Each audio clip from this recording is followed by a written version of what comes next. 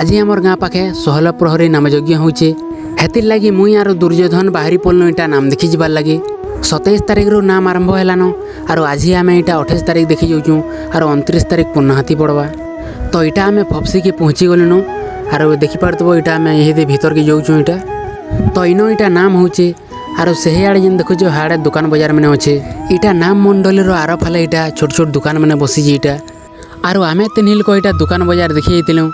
और इे इटा अजितार दुर्योधन अच्छन और इटा आमर गाँ हिरो गोटे भी दिखाई तारपर आम इटा प्रसाद खावा लगे पलि आसू। और इटा बरगछ तले देख इटा छातल हो समस्ते इटा खाऊन।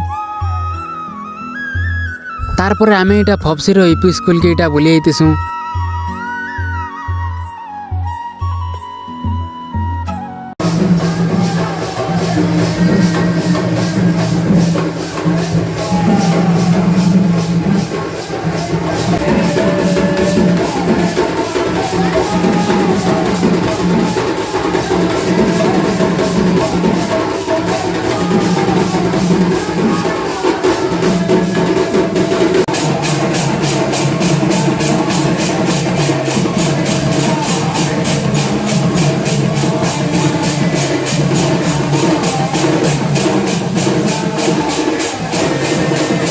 नाम जेनता देखी सारसु इटा तारपर आम बाहरी पड़सू घर की जबार लगी।